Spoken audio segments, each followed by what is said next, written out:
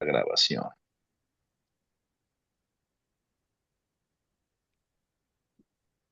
Compartimos pantalla. Ya se ve, ¿verdad?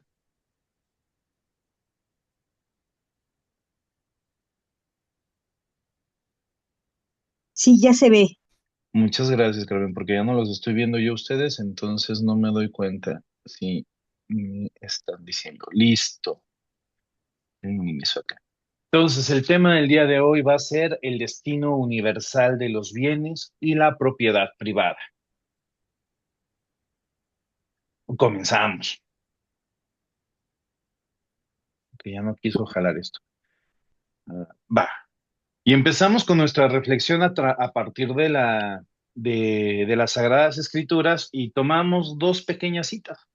En la primera nos dice, y les bendijo Dios. ¿A quién? A Adán y a Eva. Y les dijo, fructificad y multiplicaos, llenad la tierra y sojuzgadla, y señoread en los peces del mar, en las aves de los cielos y en todas las bestias que se mueven sobre la tierra. En este punto, después, en el momento de la creación, porque aquí todavía estamos hablando del primer relato de la creación, ya que Dios creó todo, y creó el cielo y vio que era bueno, y creó los animalitos y vio que eran buenos, y creó las aves y los peces y vio que eran buenos, y las plantas y los frutos, y así como nos lo va relatando el mito del Génesis, vamos viendo que todo es bueno. Y claro, pues lo hizo Dios, lógicamente que es bueno. Sin embargo, cuando llega al momento de la creación del ser humano, que ya es algo que hemos platicado en otro momento, cuando crea a Adán y crea a Eva, dependiendo de los dos, hay dos relatos, no sé si de repente les ha brincado de que, Chihuahua, ¿qué no se suponía que decía así?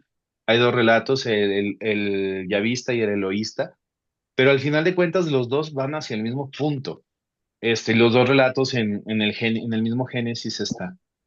Y cuando los Sí. crea, los ve al hombre y a la mujer, ve a Adán, y ya no dice que es bueno, dice que es muy bueno.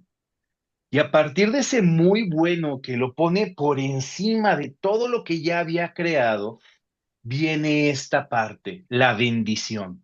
Si se acuerdan, si tenemos un poquito de memoria, de la historia de la salvación, desde Adán y Eva, que es la primera alianza o el primer pacto que se da con Dios, pasamos a Abraham, que es otra alianza, que hay otra bendición después de que Abraham quiere, este, perdón, que Dios le pide que le ofrezca, que le haga un holocausto, un sacrificio, y le pide a su hijo, y Abraham, siendo fiel, va y cumple la voluntad de Dios.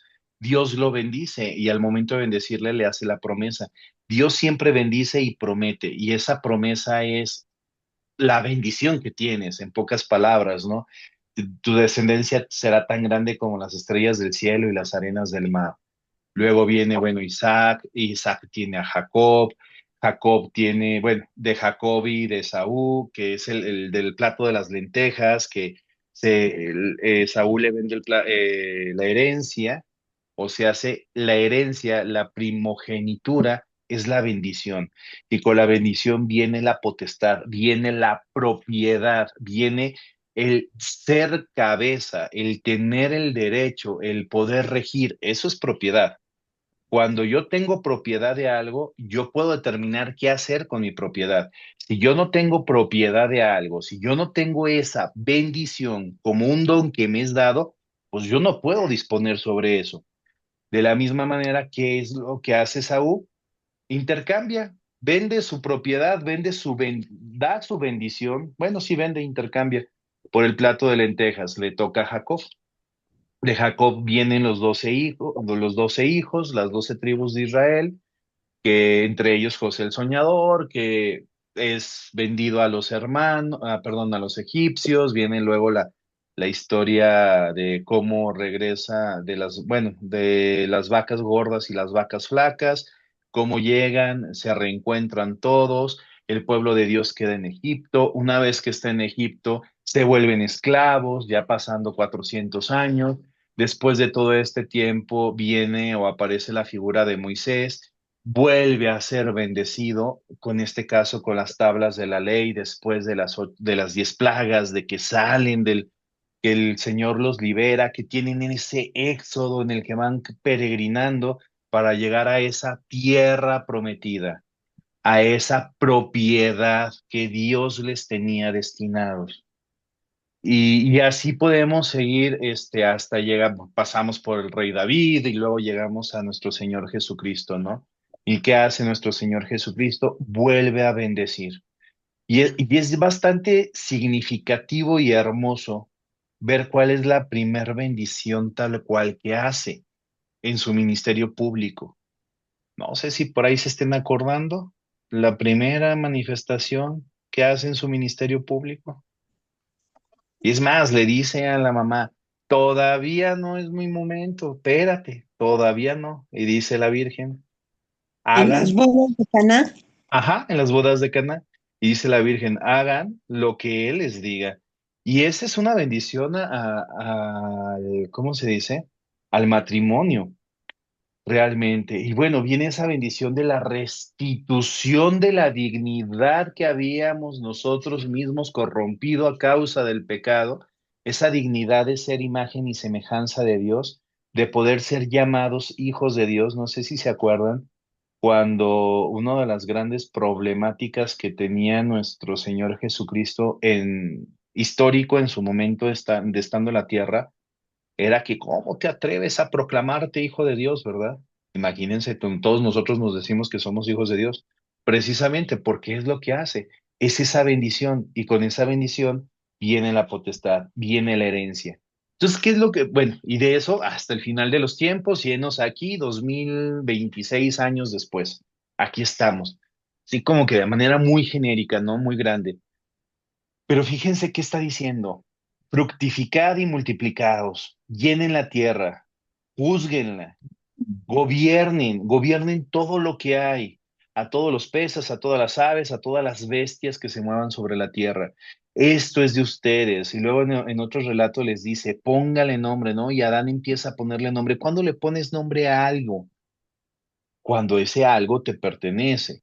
Y más allá, ¿cuándo pones nombre? ¿Le pones nombre a algo o le pones nombre a alguien? Cambia, ¿verdad? Es más ponerle el nombre a alguien.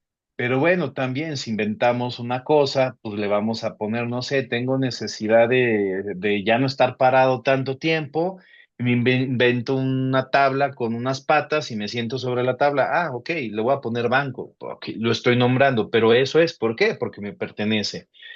¿Va? Entonces el Señor nos hereda todo, nos da todo lo que existe, todo lo que hay. Si nos ponemos ahorita a pensar, a imaginarnos por un momento, volteando a ver a nuestro alrededor todo lo que tenemos, ¿qué de todo lo que hay en este momento que estás volteando a ver a tu alrededor, que está en tu habitación, que está en tu cuarto, que está en tu casa,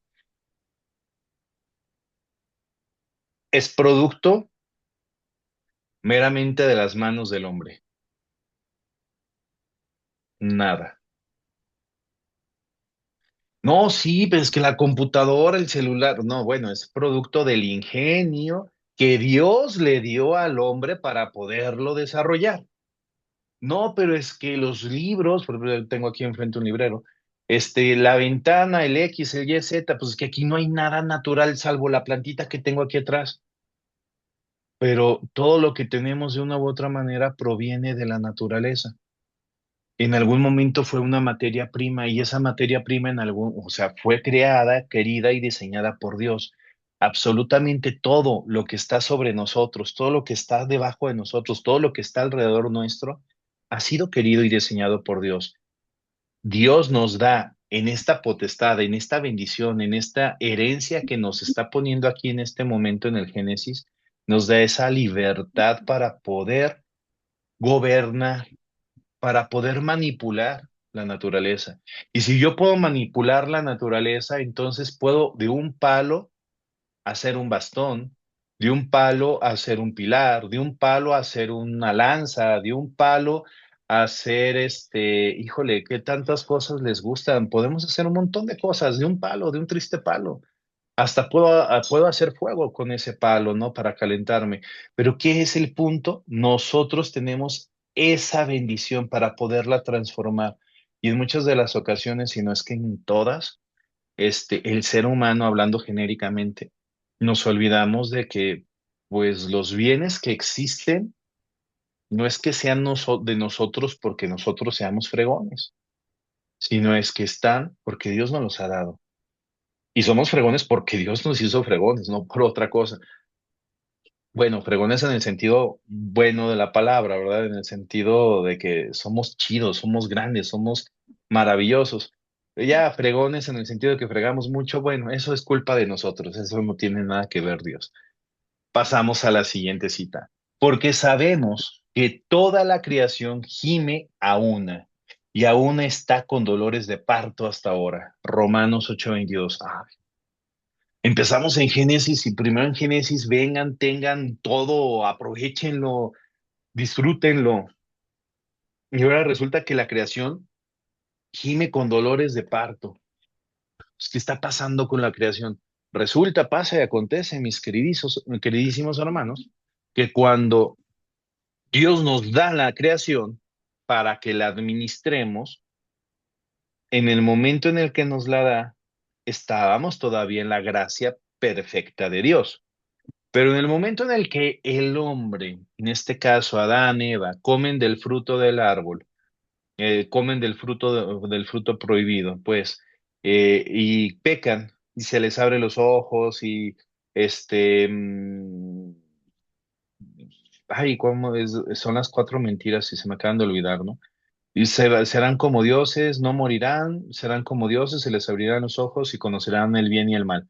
Que es como que las promesas que le hace la serpiente en este caso a Eva, en ese momento en el que se descubren desnudos, en el que rompen la alianza, rompen la amistad, rompen la unidad con Dios, ¿quién era el que estaba encargado de toda la naturaleza? ¿Quién era el patrón de toda la naturaleza? ¿A quién se la habían dado? Al hombre. Y si el hombre rompe la amistad con Dios y él tiene a su cargo esto, lógicamente el hombre se corrompe y corrompe todo lo que tiene el hombre. ¿Sí se entiende? Es como, híjole, me enfermé, me dio una gripita, pues la gripita te pega en todo el cuerpo, no te pega en una parte concreta del cuerpo. O no te pegan, perdón, corrijo, sí es en una parte muy concreta, pero no te pegan nada más en una cosa y ya, o sea, es en todo.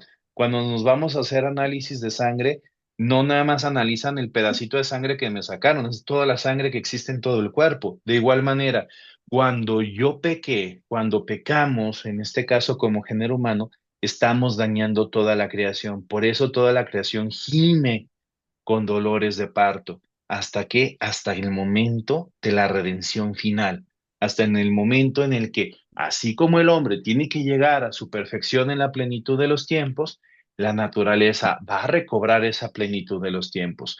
Por eso, no sé si se han fijado que cuando vienen los castigos después del pecado, a la mujer le dice, parirás con dolor y tendrás ardor por tu marido, y al hombre le dice, desde ahora tendrás que trabajar la tierra y la tierra te dará abrojos y espinas. O sea, la tierra se corrompe también. Deja de ser esa fertilidad y esa fecundidad que teníamos que tenía la tierra, que tenía la creación, que tenía la naturaleza en un principio. Por eso es bien importante y por eso cuando hablamos acerca de la potestad o en el caso de la patria, potestad, del patriarcado, del patrimonio, no lo vemos en un sentido, como nos lo maneja el mundo contemporáneo, el mundo de hoy del heteropatriarcado machista y opresor, no, para nada. Lo vemos como esta bendición que Dios ha dado y que en este patriarcado, en esta patria, decimos incluso patria a la nación, es toda la bendición que va para todos los que están dentro de. O sea, sé que es de todos y es para todos. No es para un pedacito, no es para mis amigos y ya estamos, es para todos. Y es lo que se concede, pues. Bueno, vivimos, nos dice la doctrina, ¿no? Vivimos el cambio de época al que asistimos, en el que los antiguos referentes ya no lo son para muchos. Y nos queda claro. Hace 50 años, nuestros abuelos o nuestros padres vivían de una manera y nosotros vivimos de una manera completamente distinta. Para Ah, empezar con la luz sí, eléctrica, ¿no? O sí. sea, ¿hace cuánto tenemos realmente luz eléctrica en las casas? El otro día estaba haciendo el análisis. ¿Hace cuánto tiempo realmente, tenemos drenaje en las casas? ¿Hace cuánto muchas de las calles de Tlaxcala no tenían drenaje? Todavía hay muchas calles que no tienen drenaje en Tlaxcala, en Zacatecas y en medio mundo, ¿no?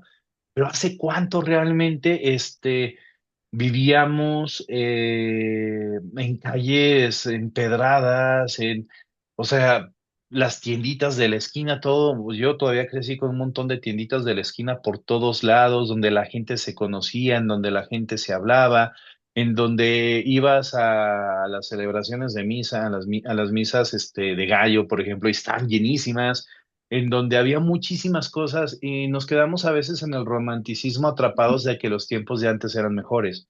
Pues los tiempos de cada momento son los mejores tiempos para vivir, porque es el único tiempo que tienes para vivir, no hay otro. Pero los valores, las tradiciones, las costumbres, la forma de ver la vida ha ido cambiando. Hace 100 años, ¿cómo eran nuestras comunidades? ¿Cómo estaban nuestras comunidades hace 200, 300, 400, 500 años? Ustedes ahí en Tlaxcala tienen muy de cerca los vestigios arqueológicos de los tlaxcaltecas. O sea, es todavía una herencia muy, muy tangible, muy viva, muy presente a comparación de muchísimas pueblos o comunidades que no. ¿Cómo ha ido cambiando durante todo este tiempo nuestra visión del mundo? El cómo nos desarrollamos, el cómo convivimos, el cómo compartimos. Esto ha inaugurado un nuevo estilo de relación entre la sociedad y, lógicamente, entre la iglesia.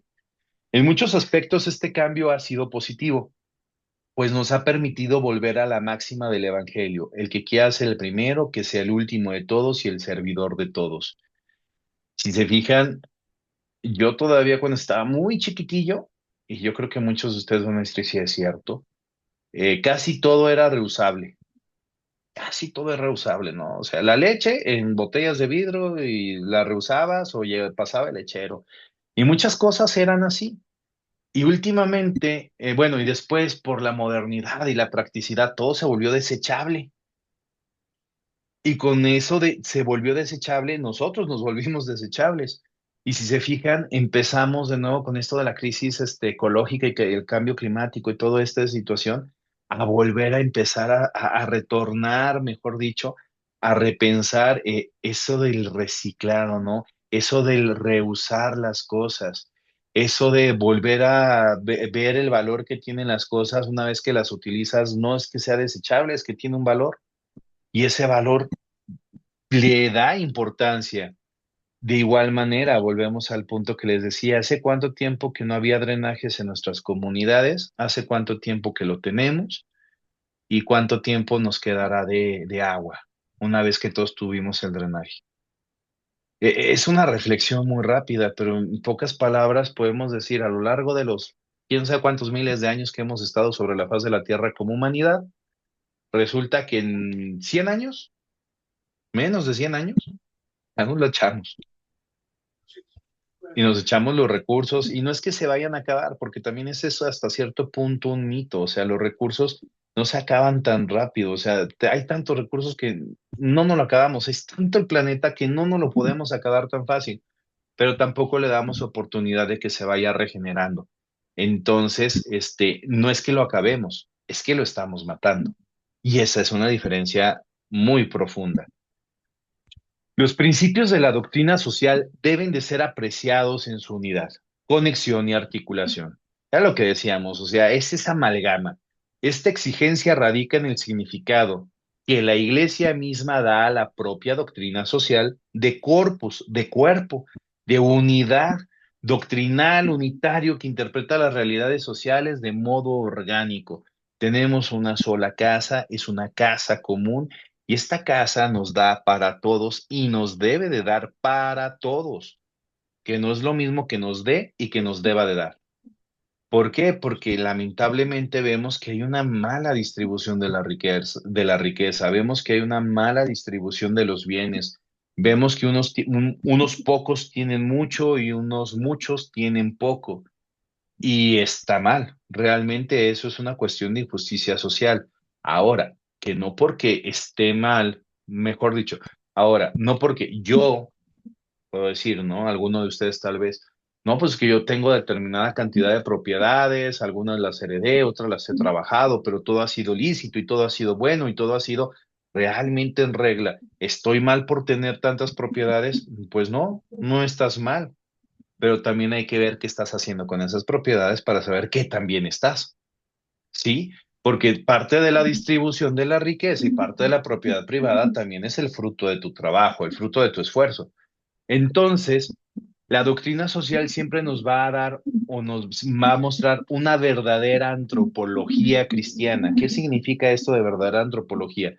Un verdadero estudio del ser humano desde esta visión cristiana. Número uno, nos dice que son reglas prácticas de comportamiento para construir una comunidad digna de la persona. O sea, sí, ¿necesitamos reglas de juego? Sí.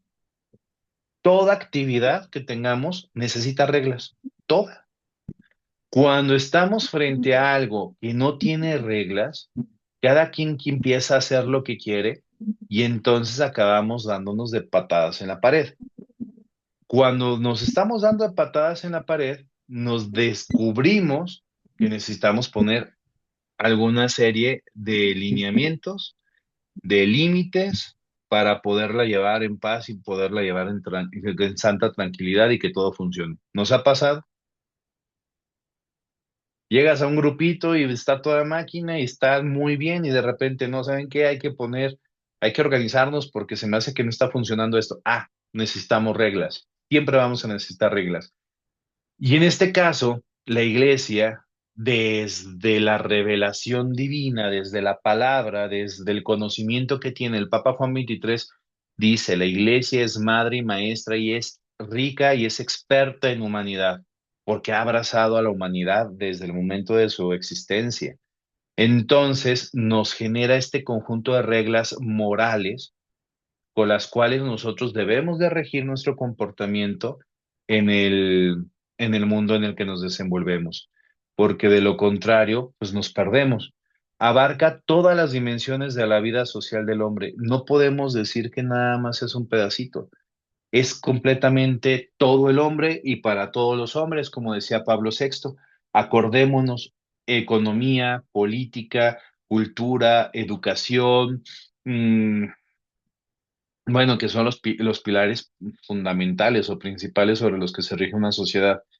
Pero al final de cuentas, cuando tú permeas, por ejemplo, con el tema de ideología de género, tú empiezas a permear en el ámbito económico, político, ideológico, cultural, por ejemplo, el tema de ideología de género, ya estás hablando o estás pudiendo asegurar que en toda la sociedad es un tema que se va a manejar. Guste o no guste, pero empieza a permear, empieza a permear. ¿Cómo fue que se metió este tema en un principio en nuestras vidas?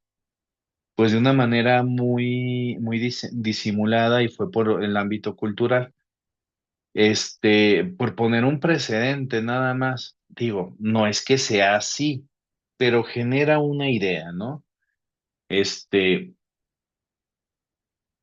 Todo el mundo vio El Rey León y El Rey León, pues, era una caricatura muy bonita. A mí me gustaba El Rey León, no había ningún problema con El Rey León, o sea, estaba lindo el Rey León. De hecho, fue la primera película que vi en el cine, El Rey León. Y cuando estaba chiquito, pues yo lo vi, me gustó y estuvo lindo. Y ya conforme fui creciendo y fui estudiando sobre esos temas, porque también he estudiado un poquito sobre eso, voy analizando los contenidos que van un poquito orientados al adoctrinamiento de manera pasiva Y resulta que hay una familia disfuncional de donde sale el reycito león, el cachorro Simba, que es adoptado por dos machos que están en pareja, que salen de sus comunidades, que sus comunidades por lo general en el estado natural son comunidades, grandes, socialmente hablando establecidas, la suricata y el jabalí, y que la película en este caso, pues, viven como pareja, que rompen todos los paradigmas, que buscan que el león, que tiene una naturaleza concreta de ser carnívoro, de ser el depredador por excelencia, pues deje de comer carne y se vuelva insectívoro en este caso. Y, o sea, te empiezan a manejar todo y dices, órale, en ese momento no pasaba mucho, pero conforme va pasando el tiempo, empiezan a hacer clic muchas cosas. Y luego cuando decían, no, Hakuna Matata, una forma de ser, Hakuna Matata, nada que temer, sin preocuparte, es cómo hay que vivir. Ah, vivir así, yo ya aprendí. Ok, ¿qué quiere decir? Pues es un himno al relativismo moral. Vive como quiera y haz lo que quieras. Y es donde, ok, o sea, sí pasa algo. Entonces, vemos como si de aquel lado suceden cosas, pues de este lado, del lado de la iglesia, del lado de, sí, de la iglesia, también tienen que suceder cosas y también la moral cristiana permea en la sociedad. Por eso nuestros obispos, por eso nuestro Santo Padre, nuestros sacerdotes y nosotros nos pronunciamos en determinadas cosas. Y por lo general, lo que nos pronunciamos es pues, con la verdad. Y nos pronunciamos por el bien, por la justicia, por la dignidad de la persona. Y en muchas de las ocasiones, la persona lo que menos quiere es dignidad, quiere la diversión. Por eso dicen, ah, la iglesia es retrógrada o es los conservadores, ¿no? En fin, no se pueden reducir a un mero objeto de estudio o conocimiento intelectual, o sea, no porque sea un conocimiento moral, no porque lo tengamos en el documento que es el compendio de la doctrina o en la serie de libritos que, perdón por la descripción, en la serie de, pues sí, libritos, porque son libritos muy cómodos, ¿no? Muy prácticos, de encíclicas y de cartas y de exhortaciones que nos ha dado la iglesia, se queda en un aspecto meramente intelectual, ¿no? O sea, incluso todas estas clases que hemos tenido no se pueden quedar nada más en el ámbito de la clase. Lo que el padre espera en este caso es que de aquí vayan saliendo reflexiones cada vez más profundas de cada uno de ustedes, de sus comisiones, de sus dimensiones pastorales, que puedan adoptar para llevarlas a cabo, para reflejarlas en acciones concretas, contundentes de cambio, de transformación social. Y entonces, pues podemos decir que la antropología cristiana, pues es realmente rica y verdadera. Porque de lo contrario, si lo dejamos en el mundo de las ideas, pues ahí va a estar en un librero y se muere el fulano y pues ahí va a seguir en el librero, ¿no? Y hasta que alguien más vuelva a abrir un libro y ponerse a leer y decir, ah, mira, qué interesante, esto es lo que decían alguna vez los cristianos. Entonces necesitamos empezar a aplicar. Recordemos que tenemos un elemento constitutivo que así lo quiso Dios desde nuestra creación, que es que somos sociales.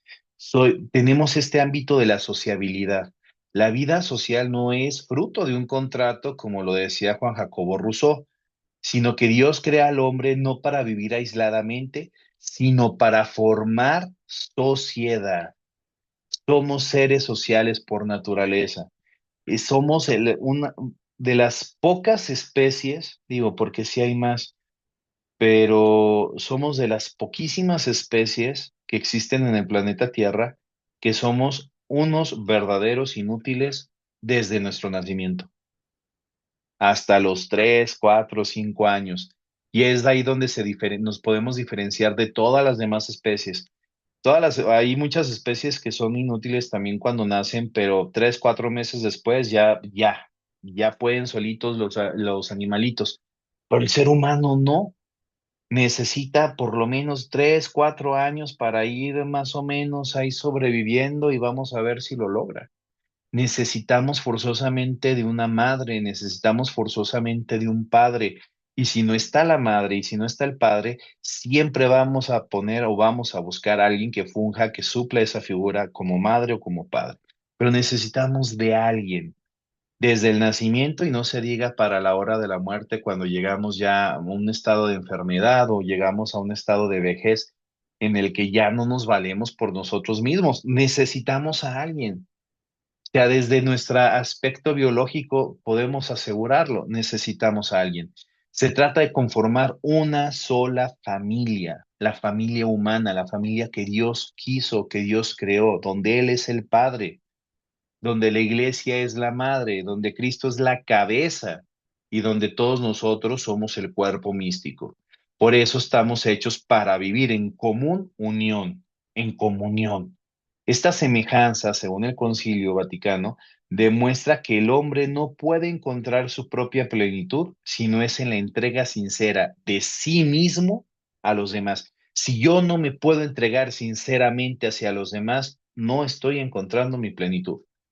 En el momento en el que yo me entrego sinceramente, o se hace con la intención y con la rectitud de corazón, en ese momento realmente cobra sentido y trascendencia las acciones que estoy haciendo. Y esa trascendencia, o sea, rompe fronteras, va muchísimo más allá. Por lo tanto, el primer compromiso que se debe de asumir siempre es el de la promoción del desarrollo integral de la persona. Siempre, siempre, siempre. ¿De cuál persona? De todas. Porque cuando hablamos de la persona, estamos hablando de cada uno de nosotros en este concepto. Todos nosotros, todos completitos. Porque normalmente hablamos, podemos decir, es que Juan, ok. ¿Y Juan qué es? Piernas, brazos, cabeza, o sea, células, cuerpo, carne, pues sí, pero Juan también son pensamientos, también son palabras, también es alma, también es espíritu. Juan es todo, Juan. Y ya nada más por decir la palabra Juan en automático, todos nosotros pensamos en algún Juan que conocemos. O sea, es ese nombre, ¿no? Lo que dota al ser lo que es persona. En definitiva, la persona humana es el sujeto y centro de la sociedad, que, con sus estructuras e instituciones, tiene como finalidad la realización de las condiciones culturales y sociales que permita el desarrollo de sus capacidades y la satisfacción de sus legítimas necesidades. Fíjense, si estamos hablando que que si somos una comunidad, necesitamos una estructura. Y necesitamos institución. Mi comunidad por excelencia que conocemos se llama familia.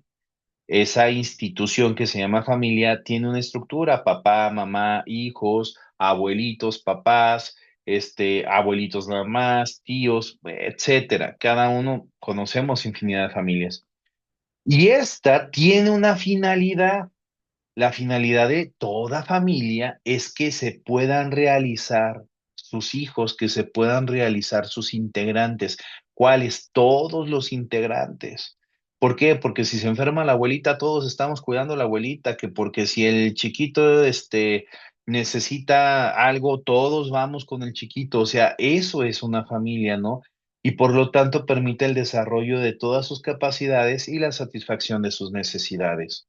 Por eso hablaba anteriormente el concilio de esta familia humana, de esta familia que Dios quiso desde el principio.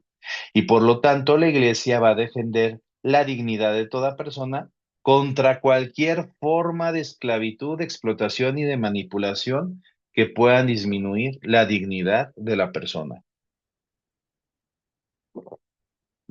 Cuando la iglesia está viendo que están sucediendo atropellos en contra de la dignidad de la persona y no dice nada y no se pronuncia, es cuando la iglesia está siendo cómplice y no porque la iglesia lo haga, lo hacemos nosotros los seres humanos, nosotros los laicos, nosotros los sacerdotes, nos volvemos cómplices del mal.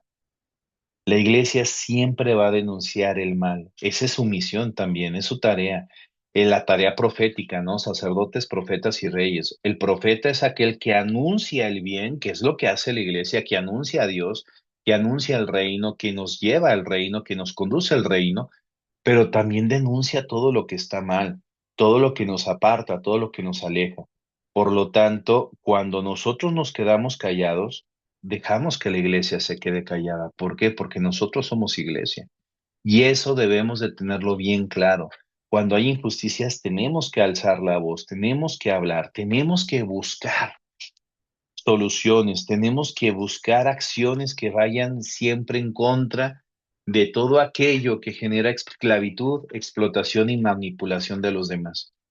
Y en muchas de las ocasiones es complicado porque los temas son complicados, pero para eso también estamos en comunidad, no estamos solos y no vamos a hacer acciones aisladas. Tenemos que hacer acciones comunitarias. Por lo tanto, si estamos hablando que no estamos solos y que estamos en comunidad y que somos sociales, por lo tanto hay un principio, hay un valor que se llama igualdad. La dignidad de todo ser humano es el fundamento de la igualdad, de todos los hombres, independientemente de su raza, nación, sexo, origen, cultura. Exige un reconocimiento cada vez mayor porque todos ellos, dotados de alma racional y creados a imagen de Dios, tienen la misma naturaleza y el mismo origen, y porque, redimidos por Cristo, disfrutan de la misma vocación e idéntico destino. Gaudium et Spes, número 29. O sea, ¿qué quiere decir? Que esta dignidad, esta condición de igualdad que tenemos con nuestra dignidad, nos dice que todos somos iguales, que Cristo murió por todos y cada uno de nosotros, por todos en igual. Porque a veces ante las injusticias, nosotros lo vemos muy claro cuando estamos con el tema del trato a víctimas de violencias. Y muchas de las personas que nos han tocado tratar, que han tenido situaciones muy complejas, pues ellos quieren justicia, pero justicia a su modo, no justicia divina. Ellos quieren venganza, ellos quieren que sientan lo mismo que están sufriendo. Ellos quieren, porque infinidad de cosas. ¿Por qué? Porque empezamos a jugar y a juzgar en que unos son los buenos y otros son los malos. Y cuando empezamos a ponernos una playera de yo me puse la playera de lo bueno y tú te pusiste la playera del malo, entonces esa comunidad, esa sociabilidad, esa familia, la fragmentamos y ya no estamos hablando de igualdad, ya estamos hablando de desigualdad, porque aquella persona que es victimario, fue víctima. Aquella persona que hace un mal, aquella persona que roba, aquella persona que mata, aquella persona que se droga, aquella persona que viola, aquella persona que hace mal, es víctima antes de ser malo. Y fíjense lo que estamos diciendo, aquella persona, o sea, no deja de ser persona. Entonces, ¿con qué derecho volteamos a veces a decir quiénes son dignos y quiénes no son dignos? Y a veces dentro de la iglesia, yo no sé si les ha sucedido en algunos movimientos, en algunos grupos, en algunas situaciones, pero yo creo que esa es parte de nuestra condición y de nuestra debilidad humana, y por eso pasa en todos lados. Yo lo he visto muchas veces y a veces he caído en ese mismo juego, ¿no? En el que realmente te pones, por ejemplo, lo hemos mencionado muchas veces en el tema del aborto, ¿no?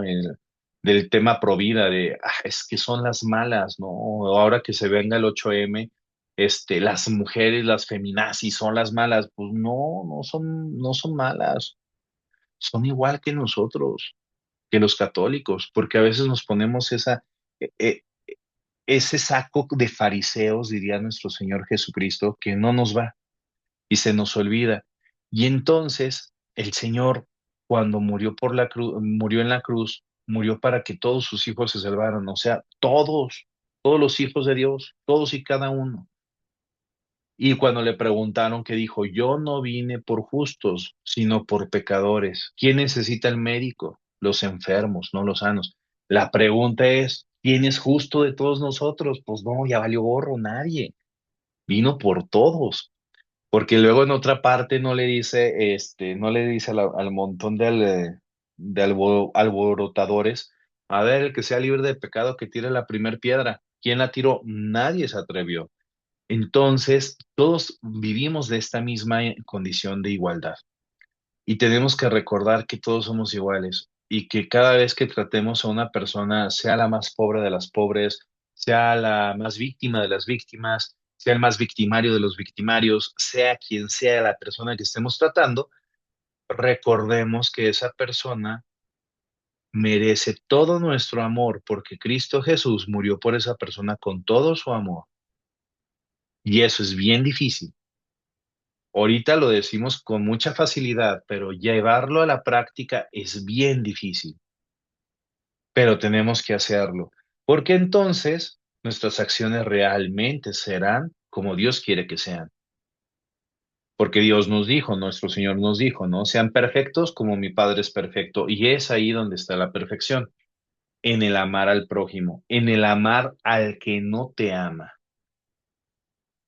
Para que esta igualdad original de las personas se viva prácticamente, es necesario renovar las estructuras sociales, de manera que se favorezca el crecimiento de los últimos, los que están en desventaja, asegurar efectivamente condiciones de igualdad de oportunidades entre hombres y mujeres y garantizar una objetiva igualdad entre las diversas clases sociales delante de la ley, ya que en el seno de una patria común todos deben ser iguales ante la ley, tener iguales posibilidades en la vida económica, cultural, cívica o social y beneficiarse de una equitativa distribución de la riqueza nacional. O sea, todos vamos dentro del mismo carro, todos tenemos los mismos derechos, los derechos humanos, los derechos del cielo, todos los tenemos por el simple hecho de estar aquí, de ser hijo, sí, ser personas, ser humanos, ser hijos de Dios, si lo vemos desde esta manera. Entonces, y fíjense cómo nos lo dice Octagésima Adveniam, igualdad original de las personas. O sea, no estamos hablando de una igualdad dada en el momento en el que quisimos, estamos hablando original, nos referimos al origen, a la primera igualdad que Dios nos dio. En el Génesis, en la Biblia, sí, pues en el Génesis nos hablan de Adán y Eva, de Caín y Abel, de Set y no me acuerdo el otro cómo se llama, por poner unos nombres, por poner referencias, pero de que había más, había más. Y Adán, hace referencias que el padre de todos, o sea, que es el que mm, se nombra para nombrar a todos los demás. ¿Sí me explico? Eva se nombra para nombrar a todas las demás. No necesariamente tiene que ser una mujer concreta llamada Eva. No necesariamente tiene que ser un hombre concreto llamado Adán, sino es en sí todo el género que Dios mismo quiso y creó. ¿Por qué? Porque a todos nosotros ya nos conoce desde antes de que naciéramos, ya nos llama por nuestro nombre. Entonces ya nos conoce. De aquí surge la necesidad de una seria cooperación para el desarrollo de los pueblos, especialmente de los más pobres. Aquí vamos a empezar con este tema que es importantísimo. Ya desde la vez pasada, perdón, desde la vez pasada ya empezábamos a mencionar acerca de la pobreza, ¿verdad? Pero esta necesidad de cooperación es esencialmente y especialmente viendo a los más pobres, a fin de superar cualquier forma inhumana de desigualdad y de dependencia, pues es injusto que del solo hecho de nacer en un pueblo o país, en un lugar de otro, dependan las oportunidades y expectativas de vida, de cultura, de trabajo, etcétera.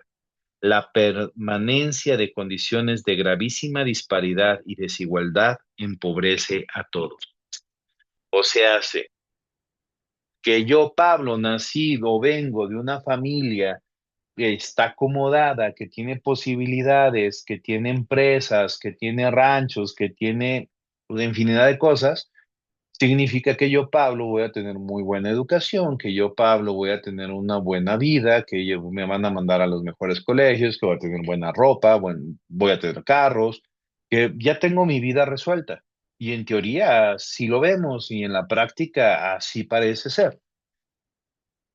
Y resulta que yo, Pablo, en otrora, que nací pues, en una comunidad indígena, en donde voy a poner ejemplo, los rarámuris en Chihuahua, que es una situación pues ya muy generalizada, muy socializada, entonces no es que vayamos a levantar falso en contra de alguien, ¿no? Las mujeres son súper trabajadoras y los hombres se dedican a poner a las mujeres a trabajar y a tomar el dinero que sacan y a tomárselo, tal cual. Van a Chihuahua, conocen a un chihuahueño, le preguntan y eso es lo que les van a decir. Así son los rarámuris. No todos, aclaro, y eso es importante decirlo. Entonces, yo, Pablo, que nací en una comunidad rarámuri, en una comunidad de pobreza extrema, en donde no nos alcanza la comida, no nos alcanza el agua, en donde vivimos en un tejabán, o en unas tapias, en donde crecimos comiendo lo que podíamos comer en el día, lo que había, unos días bien y otros días no, no tan bien, pues fui a escuela pública y hasta cierto punto en escuela pública, pues lo que me alcanzaron a dar y lo que alcancé a aprender, y pues no acabé porque salí a trabajar, porque me casé muy chiquillo, porque salió embarazada la mujer, porque ya tengo 7 hijos y porque mis hijos están repitiendo los mismos patrones que que yo viví. ¿No suena lo que estoy platicando de los dos ejemplos, los dos contextos? Es una situación aquí como nos lo mencionaba, de disparidad, y es una gravísima disparidad y desigualdad. ¿Qué culpa tiene el primer Pablo de haber nacido en cuna de oro? Pues ninguna. ¿Qué mérito tiene el primer Pablo de haber nacido en cuna de oro? Pues ninguna. ¿Qué culpa tiene el segundo Pablo, el Rarámuri, de haber nacido en esas situaciones? Ninguna. Y vamos a ver que en la historia, por ejemplo, el primer Pablo hizo muy malos movimientos por tener todo, se lo gastó, se emborrachó, se drogó y acabó perdiendo todo y quedándose en la ruina. Y podemos ver al segundo Pablo que con mucho esfuerzo y con muchísima dedicación va creciendo, se titula, sale, o sea, y llega a estar en la condición del primero. Vamos cambiando, pero ¿qué hace que estas situaciones sucedan así? Porque luego hablamos de la cultura del esfuerzo, ¿no? Y esfuérzate y los méritos y tratamos de hacer meritocracia y luego nos desilusionamos porque encontramos que con la meritocracia a veces no se soluciona nada y no creces y ya te partiste y te esforzaste y volviste y volviste y volviste y no progresa y no progresa y no caminas y ves que otros, con mínimo esfuerzo van caminando y van subiendo. Y se vuelven unas situaciones muy duras y tú eres el primero que te está juzgando y te estás condenando en ese sentido. Es una situación muy complicada realmente, pero volvemos al punto. Hay una necesidad de cooperación para el desarrollo. La pobreza no solo es de riqueza económica, la pobreza va en todos los sentidos. ¿Qué nos hace falta enriquecer? A lo mejor. A lo mejor para salir de la pobreza económica necesito primero enriquecer la pobreza espiritual, o necesito enriquecer la pobreza intelectual, o necesito enriquecer, que sí, todas van de la mano. Es un hecho, es cierto, pero atacando una, puedes ir atacando a los demás. Ninguna persona tiene culpa del lugar en el que nació, pero todos nosotros tenemos culpa del lugar en el que estamos. Y no es el hecho de decir, en el lugar en el que estoy es que está mal y por eso soy culpable. Pues no, al momento de decir en este momento culpa, no significa que el lugar sea bueno o sea malo, sino que es el producto de lo que hemos hecho. Sí me explico con eso, ¿no? Para que tampoco digan, híjole, ya nos dio la torre Pablo. No, porque pues nos dijimos todos, ¿no? De la dignidad de la persona humana como exigencia del bien común deriva el principio del destino universal de los bienes. Fíjense, de la dignidad de la persona humana como exigencia para poder tener el bien común, de aquí sale el destino universal de los bienes. Ya tenemos los tres principios que hemos visto. La raíz de este principio se encuentra en el hecho de que Dios ha creado todas las cosas y se las ha entregado a la humanidad para su desarrollo, sin excluir ni privilegiar a nadie. Es Y realmente es, regresando a la diapositiva anterior, retomando lo que mencionábamos, realmente es una situación de pobreza humana incalculable, porque realmente no hay manera de calcularlo. Calcular el grado de pobreza no es ni siquiera extrema, es infernal la pobreza a la que me voy a referir. Que una persona, realmente una persona, se muera por hambre. cuando tú volteas a ver tu refrigerador y hay comida de sobra. O sea, no hay razón como para que alguien se muera de hambre. Y muchas veces yo me he detenido y me he puesto a pensar y digo, bueno, si yo estuviera en situación de calle, pues estiro la mano y poquito, saco 20, 30 pesos y mira, ya 1 kilo de tortillas, me lleno con tortillas y me morí. Perdón, y no me morí de hambre. Pues puede ser, pero hay personas que ni siquiera tienen la capacidad para poderlo porque están impedidas. A lo mejor esa comida que te estás comiendo, que es lo que te alcanza, te tiene en un estado de desnutrición tremendo que no te da la posibilidad de hacer algo más. Una cosa que también nos pareció tristísimo en la pandemia es cuántas personas murieron solas por miedo a contagiarme y dejé que muriera mi hermano. Dejé que muriera la abuela, que muriera el abuelo, que muriera mi papá, que muriera mi mamá, que murieran otros, porque tenía miedo de contagiarme. Y decía, no, es que no los quiero contagiar. Y no, pues mejor dejé que se murieran en muchas ocasiones, ¿no?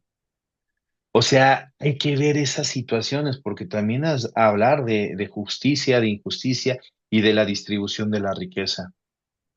El tema de los medicamentos, los que están en pastoral de la salud, o sea, yo soy cliente del Seguro Social. O sea, cada mes tengo que ir por mi dosis de pastillitas, ¿no? Y de verdad, o sea, nos podemos quejar y decir pestes del Seguro Social y lo que queramos. Porque sí, hasta cierto punto tiene cosas que no están del todo bien, pero yo hago cuentas de todo lo que estoy recibiendo del Seguro Social y la verdad no me alcanzaría. ¿De dónde sale todo eso? ¿Y cuántas personas por no tener Seguro Social se quedan sin los medicamentos tan bobos, tan sencillos, tan simples de conseguir? Que les transforman la vida, que les cambian la vida. Una pastilla te puede transformar la vida en algo más digno o en la muerte.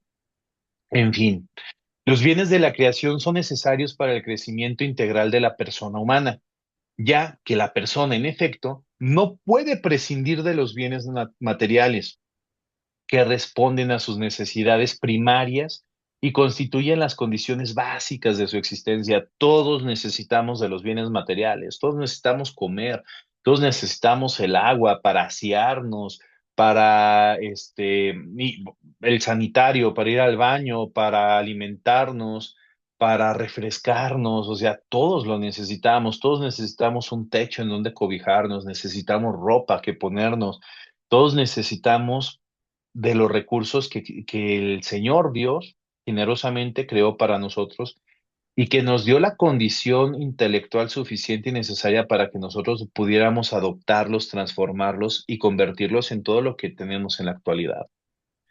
Esos bienes les son absolutamente indispensables para alimentarse y crecer, para comunicarse, para asociarse y para poder conseguir las más altas finalidades a que está llamada. Doctrina Social de la Iglesia 171. La oración para la lluvia, no sé si se acuerdan cómo va, pero al final, a mí yo la primera vez que la escuché, cómo me quedó marcada. Dice al final de la oración, y una vez asegurado el sustento diario, podamos con tranquilidad buscar los bienes eternos. O sea, si yo me pongo a pensar en una persona que tiene hambre, esta persona que tiene hambre se va a estar preocupando por no pecar, por hacer las cosas bien, por practicar el bien común en cada una de las acciones que está haciendo. Se va a estar preocupando por servirle a los demás. Se va a estar preocupando. Si una persona se le está muriendo su hijo, su esposa, su esposo, si su mamá, no, yo qué sé, alguien y no tiene recursos económicos, realmente se va a estar preocupando por ser la mejor persona del mundo, pues no, se va a estar preocupando por salir de ese problema. Y en muchas de las ocasiones, las malas acciones son las que se presentan como mejores opciones para salir adelante. Porque le rascas por un lado, le rascas por otro, le rascas, le rascas, le rascas y no ves salida, o sea, te llueve sobre mojado. Y entonces se presentan estas oportunidades malas, oportunidades para pecar realmente, pero en el momento se ven como oportunidades para salir del problema. Un ejemplo bien práctico, bien sencillo, y que también me tocó vivirlo y aprenderlo desde chiquillo, en las campañas electorales. La gente se quejaba, anduve en varias campañas y pues nosotros nunca llevábamos nada porque no teníamos dinero ni nada para repartir porque íbamos realmente con una convicción y con una idea de hacer las cosas bien, ¿no? Muy idealistas. Y qué bueno que así fue. Pero luego nos preguntábamos que por qué la gente llegábamos y nos pedía, ¿y qué traen ustedes? Pues nada, venimos a las propuestas, el candidato, no, si no traen nada, váyanse. Y dices, ah, canijo, pues nunca va a cambiar esto, ¿no? Y de verdad que viendo en una comunidad de aquí de Zacatecas, viendo a la gente, entendí y dije, pues es que sí es cierto, es gente que no tiene mucho, es gente que vive al día, es gente que ni al día vive. Y si yo fuera a lo mejor uno de esos papás que tuviera a mi hijo enfermo, que necesita un medicamento de algo, y llega cualquier fulano a decirme, dame tu credencial de lector y ten aquí 500 pesos, y por cada credencial que me des te voy a dar otros 500 pesos, claro que le voy a dar la credencial de lector. Yo no me voy a estar preocupando por lo que va a pasar dentro de 8 años, 6 años, 5 años, 7, X, Y, Z. A mí me urge que mi hijo tenga hoy, porque es el único momento que tengo real para vivir.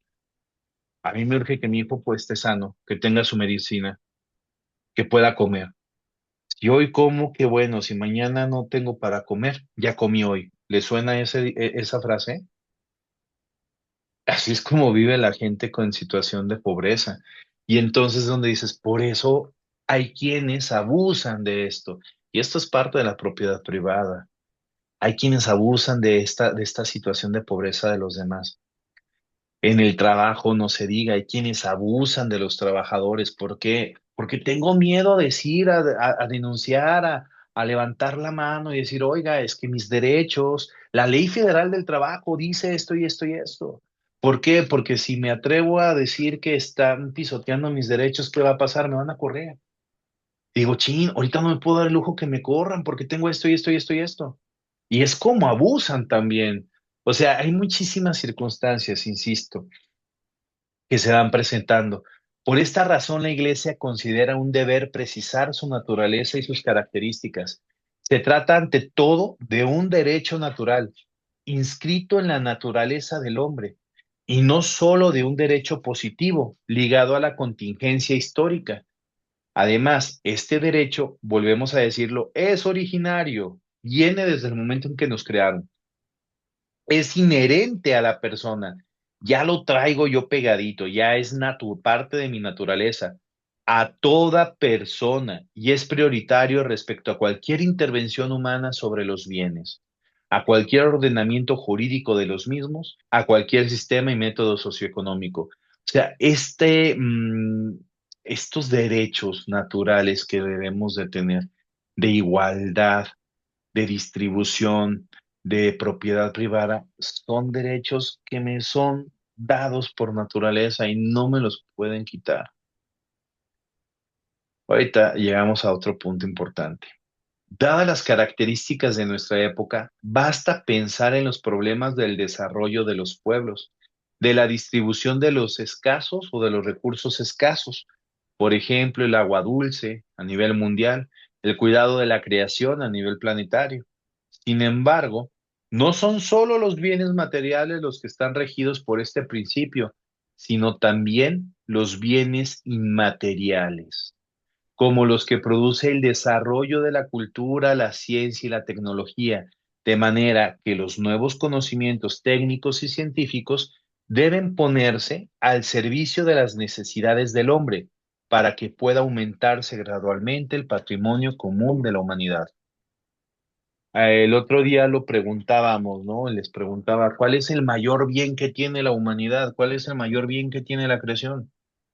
Nosotros, los seres humanos. El hombre, la persona es el mayor bien. La naturaleza, si no existiéramos seres humanos, la naturaleza sigue. Lo vimos en la pandemia, cómo las calles de muchísimos lugares del mundo empezaron a salir animalitos que pues uno no se imaginaba, ¿no? Y de repente veías animalitos en medio de las calles de grandes ciudades como Venecia, Italia, Londres, que pues era impresionante. Veíamos cómo las plantitas empezaban también a tomar a ganar territorio, a ganar, pues sí, territorio. En 2 años, 1 año y medio que no, que dejamos las calles, digamos, solas. La naturaleza por sí misma no nos necesita a nosotros. Nosotros necesitamos de la naturaleza, pero todo lo que hemos transformado, todo lo que hemos hecho, al final de cuentas, ha sido transformar, nuestra naturaleza, transformar el entorno en el que estamos. Entonces,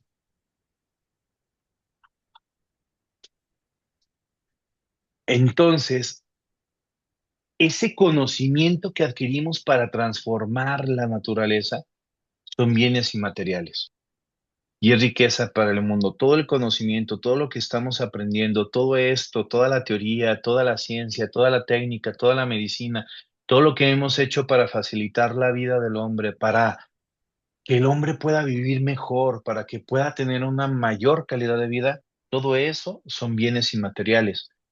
Pero lamentablemente todo eso también se vuelven bienes, de consumo, bienes lucrativos, ¿no? Lo que mencionábamos de las medicinas. Las medicinas son carísimas. Miren, yo en promedio ya me sale más barato. Digo, no las pago, benditos sea Dios, las paga el Seguro Social, pero yo me infarté hace 2 años. Soy un milagro con patas, yo debería de estar muerto, según todos los médicos. Entonces, el primer año y cachito, estuve tomando de entrada la operación y todo lo que me dieron, ¿no? Estuve tomando 6 medicamentos y entre esos 6 medicamentos, si los compraba en farmacia, son como 6,000 pesos, 7,000 pesos, que era imposible que los pagara. Ahorita los medicamentos que consumo andan alrededor de los 3,500 pesos, si los tuviera que pagar mensualmente. Si yo no tuviera seguro social, ¿cómo le hago? Me voy dando a entender. Y luego hay medicamentos, por ejemplo, con el tema de mi mamá, yo creo que a todos nos ha tocado que son unas medicinas tremendamente caras. Y vas al hospital y yo no digo, o sea, los doctores cobran por lo que saben ciertamente y el esfuerzo y el estudio y todo lo que han hecho, ciertamente que merece una retribución y una gran retribución y más porque la responsabilidad que tienen en sus manos no es cualquier cosa, es la vida de la persona. Claro que merecen una retribución y una retribución buena, pero también nos encontramos, así como hay doctores extraordinarios, humanos buenísimos, nos encontramos cada doctor tremendo que ve a cada paciente con cara de billetera. Ah, ocupa una operación y son tantos miles de pesos y si no se opera en 5 días se va a morir. Ay, y lucran con el miedo. Y vemos cómo la salud, cómo la alimentación, cómo las cosas necesarias de las que estamos hablando, todas aquellas cosas necesarias para sobrevivir, te vuelven en bienes lucrativos. O sea, no vienes de consumo, no vienes ok, no sale nada de la nada, tiene que trabajarse, tiene que producirse y se tiene que pagar a cada una de las personas. Pero a veces vemos cómo se lucra tremendamente. Hoy estaba platicando con unos compañeros en la escuela y llegábamos a una conclusión tremenda. Nos dice la nueva escuela mexicana, ¿no? De la sana alimentación y quitan todos los productos chatarra y todo lo que tenga edulcorantes y todo lo que tenga azúcares y todo este show. Va. Y dicen que solo sea comida sana. La comida que te venden como sana y que no tiene un montón de químicos que ni siquiera sabes pronunciar, es la comida más cara. Tú dices, pues, ¿cómo le hacemos? Y la comida más barata es la más dañina, la más tóxica.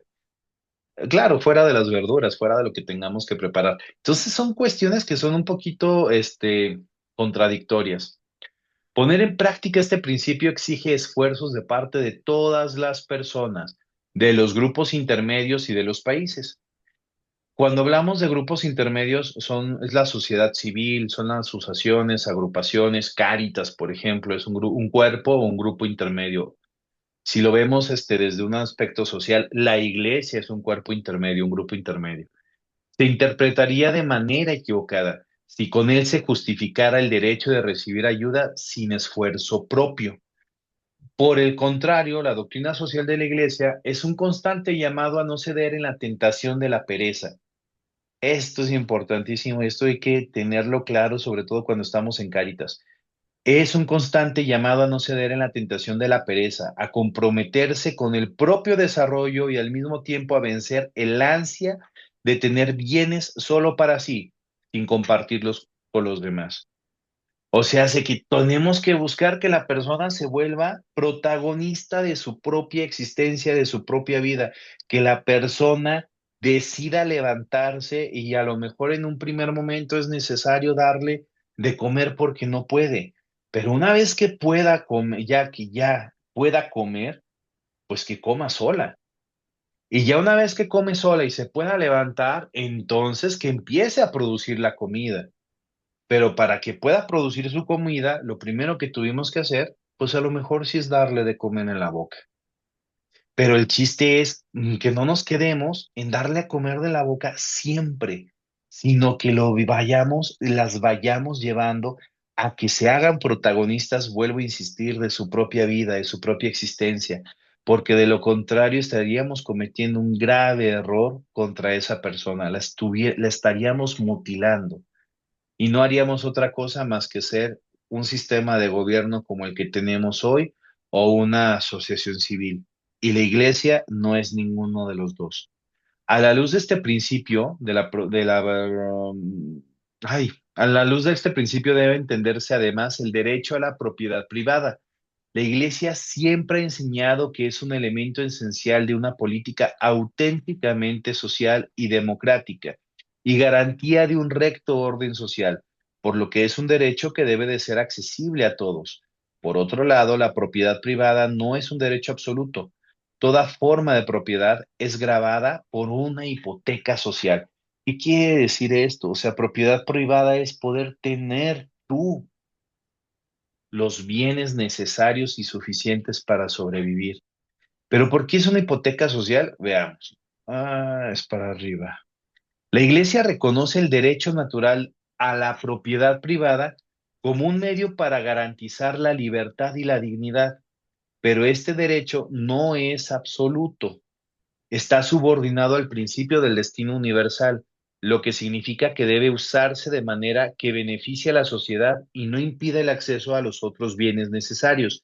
Lo que Pablo VI enfatiza que el derecho de propiedad no debe de jamás ejercitarse con detrimento de la utilidad común. O sea, si yo puedo tener propiedad privada, sí, siempre y cuando no afecte a la comunidad.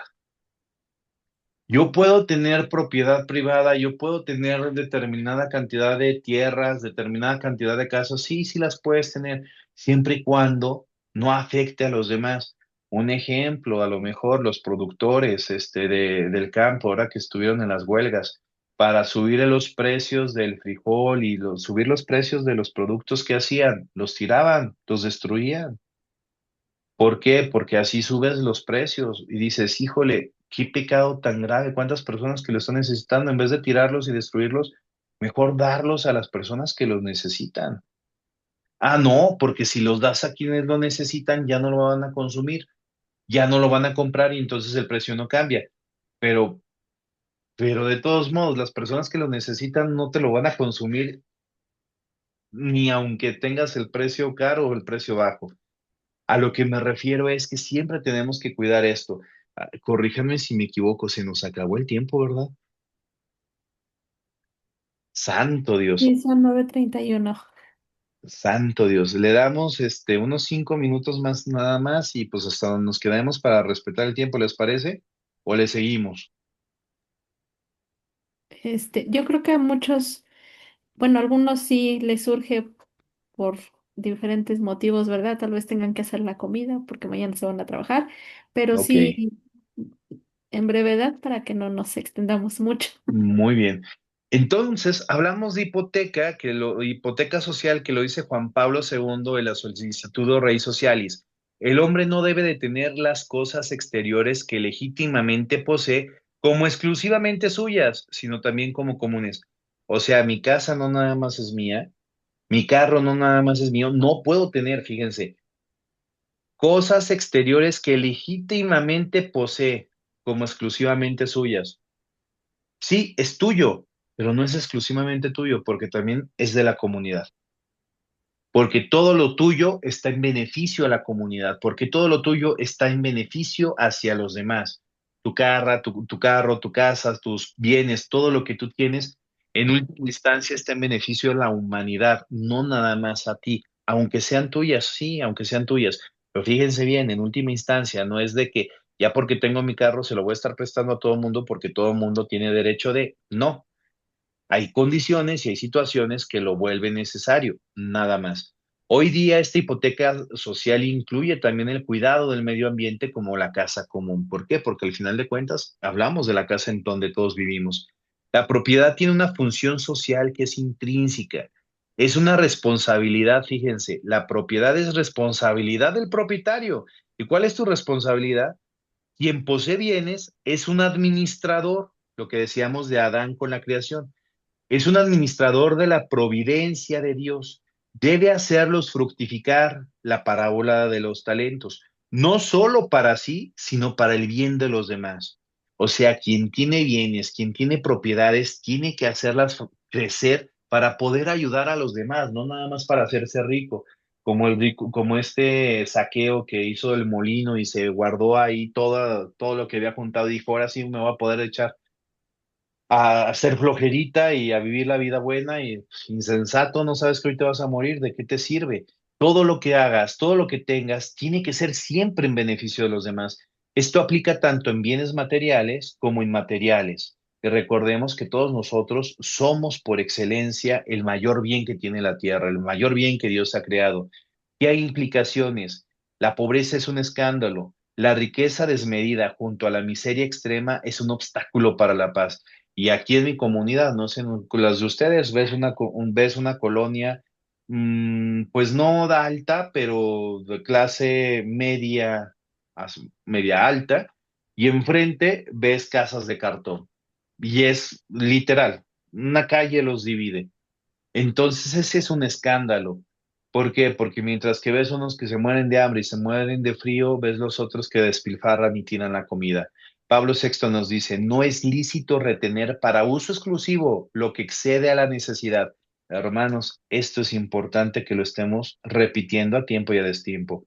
No es lícito retener para uso exclusivo lo que excede a la necesidad cuando a los demás le falta lo necesario. ¿Tienes 20 pares de zapatos? Pues dale a los que necesiten pares de zapatos, porque te prometo que 20 no te los vas a poner.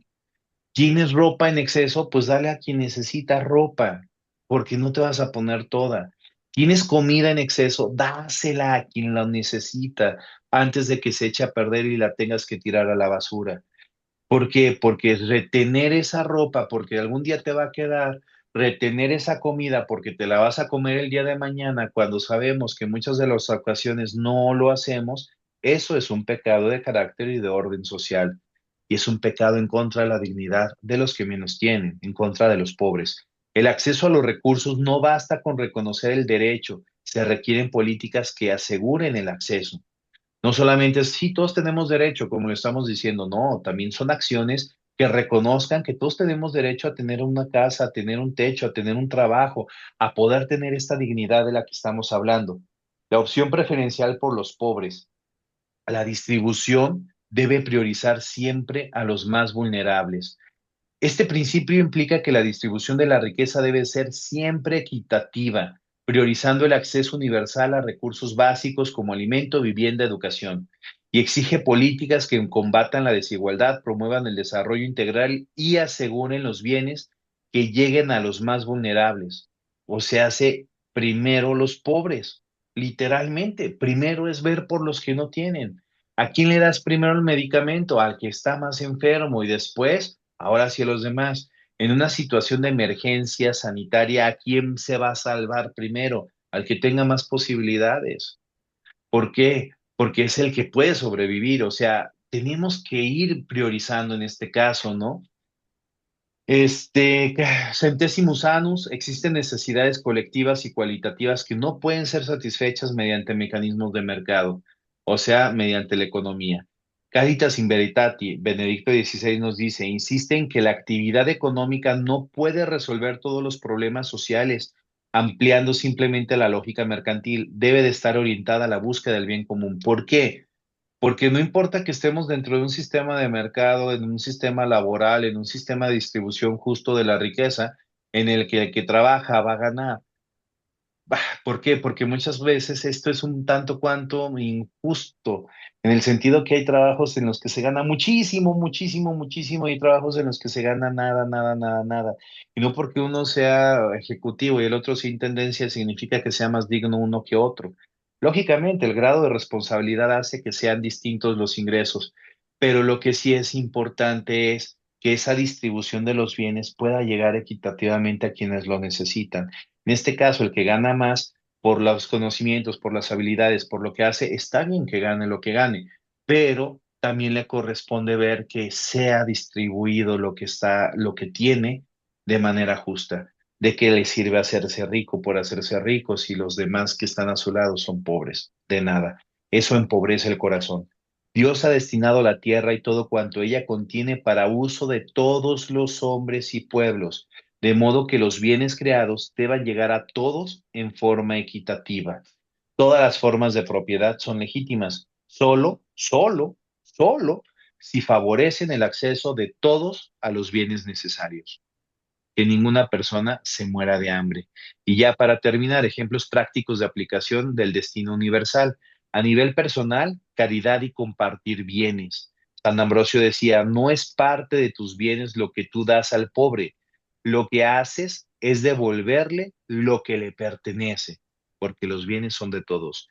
Nivel empresarial, salarios justos y responsabilidad social.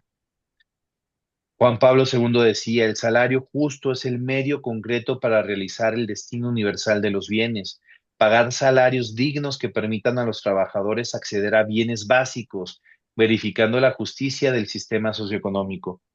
Porque, mira, mínimo el salario te debe dar para poder ir al cine. Si no te da tu salario para poder ir al cine, es señal de que es un salario paupérrimo. Y lamentablemente hasta la fecha los salarios siempre son paupérrimos. Nivel social y político, políticas públicas y responsables, nos dice el Papa Francisco.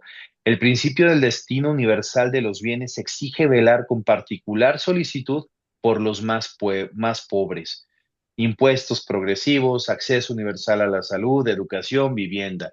Y a nivel global y ecológico, pues lógicamente el cuidado de la creación. El mismo Papa Francisco en Laudato Si nos dice, los bienes de la tierra deben de servir al bien común, incluyendo el cuidado del medio ambiente como casa común, uso responsable de los recursos, evitando el acaparamiento que prive a generaciones futuras o a los países pobres, que es algo que siempre se da.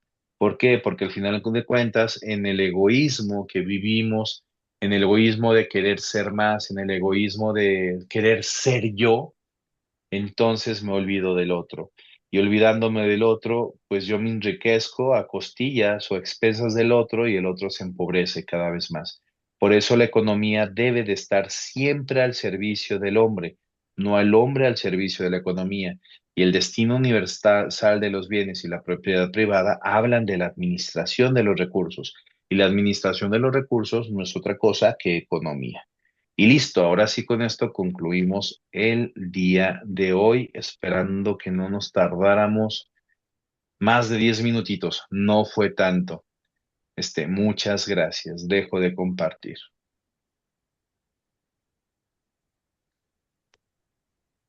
Pues bueno, esto fue el día de hoy. Al último ya nos lo llevamos un poquito más rápido, pero creo que quedó claro. Si hay alguna duda que tengan, con toda confianza en el chat la pueden hacer. Este, ya no vi lo que habían puesto. Emilio dice, el 10% más rico del mundo concentra el 75% de la riqueza global. Mientras tanto, el 50 más pobre apenas posee el 2%. Cierto, es esa, híjole. Es esa falta de distribución de las riquezas. Y esos hombres ricos se quieren seguir haciendo más ricos y ni siquiera lo pueden gozar. Ya no saben ni en qué gastar lo que tienen, hombre. No, no pueden ni siquiera gastarlo. Por eso es importante que nosotros desde ahorita empecemos a analizar, a valorar qué es lo que tenemos, todo lo que tenemos y qué tanto lo que tenemos se está empolvando, se está echando a perder, lo está ahí de inútil o está trabajando en beneficio de los demás. Así de sencillo. Pues bueno, padre Julián, no sé si anda por aquí que nos quieras dar la bendición. Sí, claro. Damos gracias, Señor, por los beneficios, por los conocimientos que nos compartes. Te pedimos que nos sirvan para la vida y para ser más caritativos. El Señor esté con ustedes y la bendición de Dios Todopoderoso, Padre, Hijo y Espíritu Santo, descienda sobre ustedes y permanezca para siempre. Amén. Amén. Amén. Listo. Muchas gracias, padre. Pues bueno, yo hoy también ando como acabamos de empezar ciclo, ando con la cabeza hecha para arriba y con un montón de cosas que me faltan por terminar. Entonces, pues ahorita me voy a poner a seguirle con el trabajo.